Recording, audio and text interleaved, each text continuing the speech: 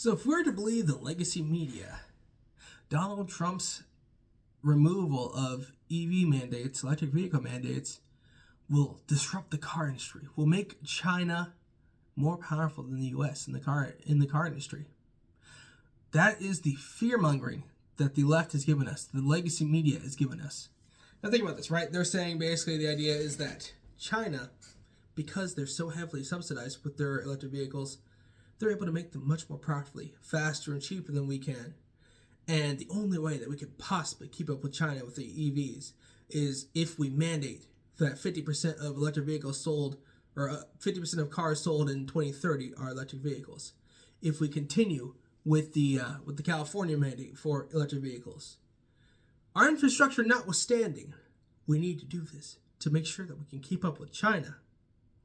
This is the ridiculousness that the legacy media gives us, the ridiculousness that the left gives us. They're basically telling us that being more free is bad for you. Being more free means that other countries will surpass us in our manufacturing capability. News to everyone, China does most of our manufacturing any damn way. Most of the shit that we get for EVs are built in China. So, there's that already. But let's talk about this.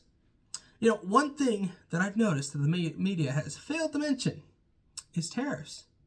They're all like, Chinese cars are so much cheaper. If we don't mandate EVs, we don't keep all these tax credits and this, that, and the other, then China's going to surpass us in EV manufacturing because it's so much cheaper to manufacture them there, this, that, and the other. Yes, but tariffs. Now, I know most of you probably know what a tariff is, but I'm going to explain it for those who don't. A tariff is basically a tax on imports, or exports for that matter, but generally imports, right? In that, we're basically saying, whatever your vehicles cost, because we're gonna focus on electric vehicles, right? Whatever your vehicles cost, and we're gonna do something for easy math. We're gonna say it's a 25% tariff, and we're gonna pretend that that is equivalent to what our vehicles cost, if not more. It's very simple. They can just say whatever your vehicles cost, China. That's great. We're gonna slap a 25% tax on them, and yeah. Now, detractors of tariffs will say, "Oh, but it just passes on to the end consumer," and you're not wrong. It does. But it impacts the country the most. Because consumers have options. Consumers are allowed to say, you know what? Not going to buy the Chinese car because it's Chinese, it's a piece of crap, and it costs the same as the American car. So you know what I'm going to do? I'm going to buy that American car. And you know why? Because it's higher quality, it's made better, and it costs the same. Might as well get my money's worth, right? Now, they'll say, oh, but it's so bad for the consumer because, they have to pay more regardless of which one they buy. Well, that's true. But Trump has also floated the idea of getting rid of the income tax. And I very much hope he does. Because then, if we're funding our government with tariffs, and we're what's the word I'm looking for? We're ensuring that manufacturers come back to America by, giving them tax breaks in terms of tariffs, right? Because if we're tariffing the hell out of shit that you ship from overseas, but we're not tariffing it here, you might as well do it here because at least you can have a higher quality product that sells for the same price. You make the same money because the tariff does the same thing. Might as well make it here. Now, that whole thing is well and good, and, they'll continue saying, oh, China's going to surpass us. It's so blah, blah, blah, blah, blah. But, it's one of those things where they're just not looking at the bigger picture. There are ways to stop the Chinese from shipping their cars here. Or if they do ship them here, by making them cost the same as the US cars. Very simple, very easy. Now, libertarians will absolutely berate me over this. I'm going to catch a lot of flack on the whole support for tariffs because they say it should be free trade across the board. We should all be trading freely and doing what we will. The problem with that is that people don't play fair. China doesn't play fair. They steal our ideas. They steal our intellectual property, our IP, and then they manufacture themselves and ship it to us for cheaper with crappier products. Now, how is that fair when these products, these vehicles, these whatever, are patented, they're trademarked, can't be taking it, can't be doing it? And China says, you're right, they are. I just don't care.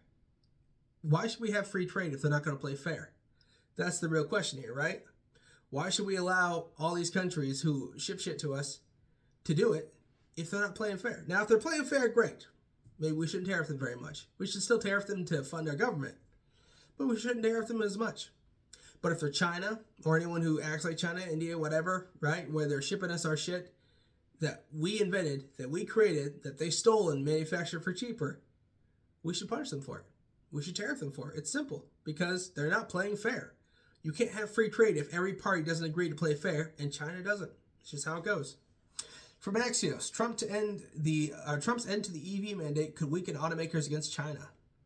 President Trump's order to revoke what he calls the EV mandate gives automakers a welcome reprieve from regulatory hurdles, but it could make it harder for them to compete on a global scale with Chinese rivals. The rise of lower-cost Chinese manufacturers is an existential threat to U.S. car companies that are already in the midst of a once-in-a-century transformation. Trump's policies, while meant to help the domestic industry, could leave it fighting China globally with one hand behind its back. Just hours after taking office Monday, Trump signed a broad energy-focused directive that includes a plan to eliminate the electric vehicle mandate, ostensibly to give consumers more choices. Trump revoked a 2021 executive order from President Biden that aimed to make 50% of new vehicle sales electric or plug-in hybrid by 2030. He also halted distribution of unspent government funds for EV charging stations and said the U.S. would terminate the EPA waiver that allows California and 11 other blue states to phase out gas-powered cars by 2035. Not specifically mentioned, but also likely to end, $7,500 tax credits for EV buyers and sharply stricter rules on tailpipe emissions that would necessitate more EVs starting in 2027. This is just speculation. We don't know. Industry leaders love Trump's unwinding of prescriptive policies that they say distort the U.S. market. Artificial government mandates and subsidies are not working, Toyota told Axios in a statement.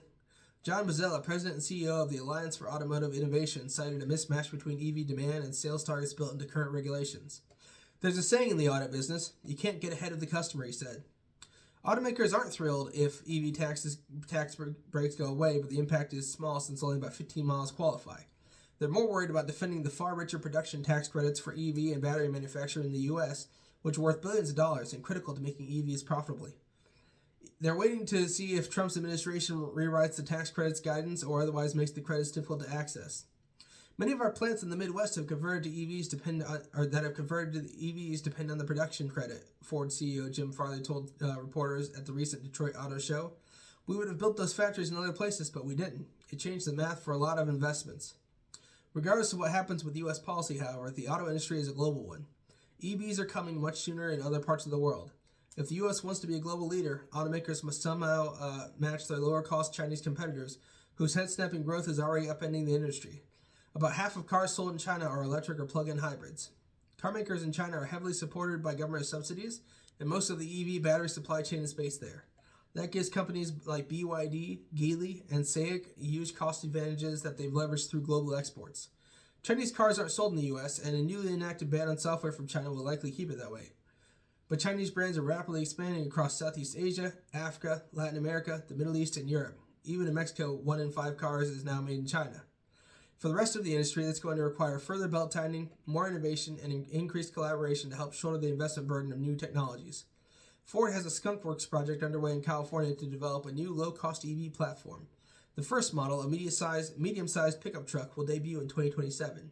General Motors is building a vertical EV supply chain. For those who don't know, that just means they're buying up a bunch of different companies to make sure that their supply chain is owned by them, to lower costs and control risks, and is also partnering with Hyundai for better global purchasing clout.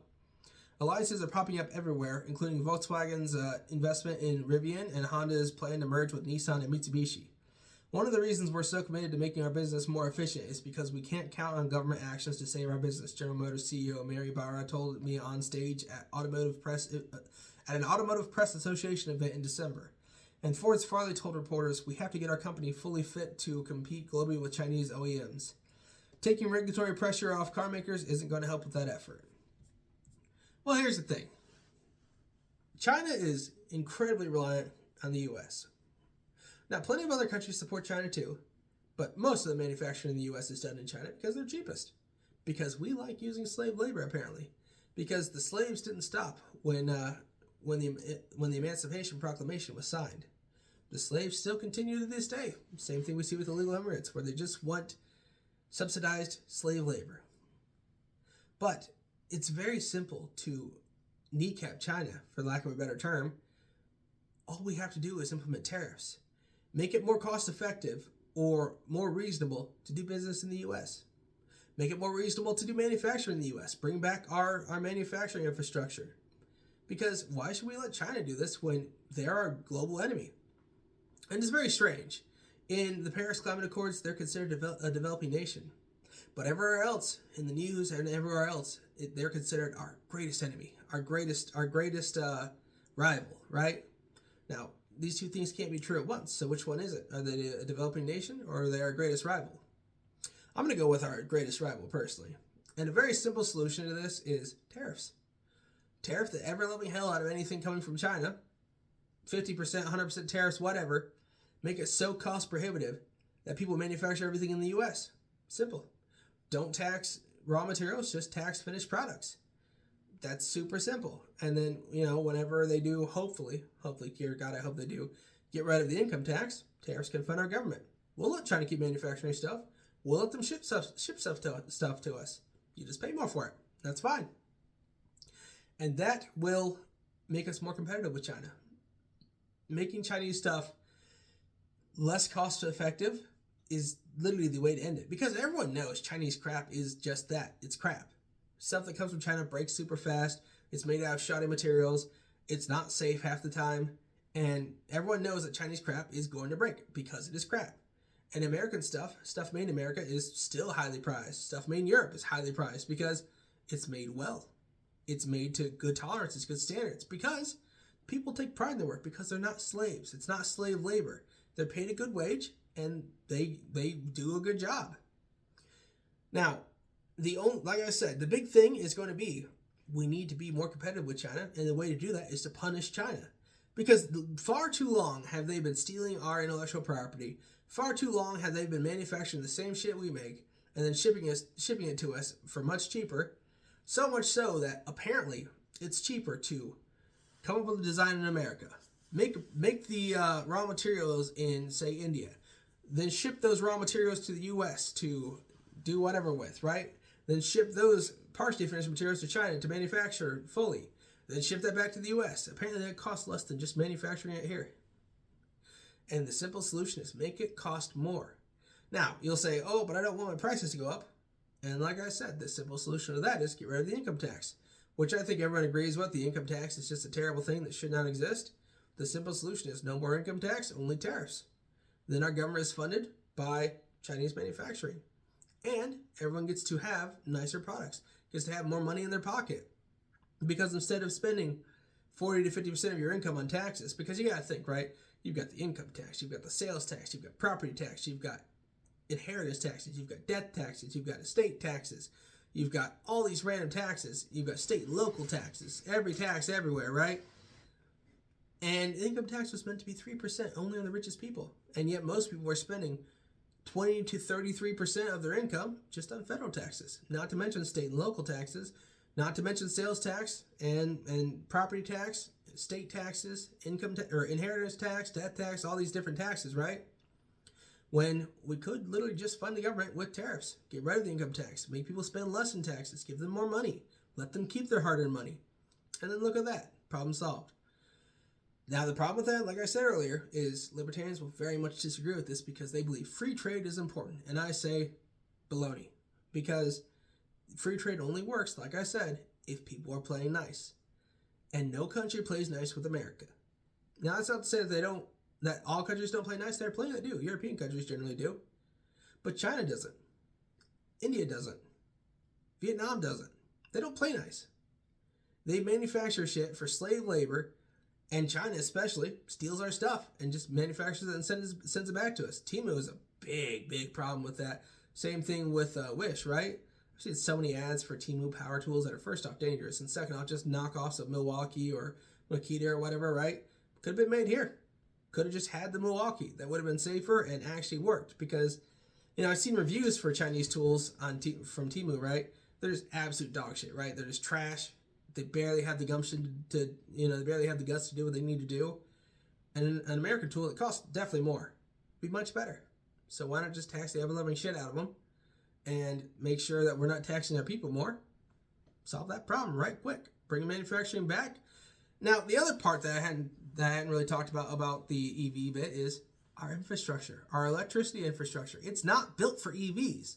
You can see it in California, the richest state in this nation. The fourth largest economy in the world, has rolling brownouts because the infrastructure cannot handle, the energy infrastructure cannot handle AEVs at this time. So what makes anyone think that the rest of the U.S. infrastructure can handle EVs? If we're not spending on infrastructure, we can't have EVs. But God forbid that leftists think about something for 5 seconds. Whatever, man.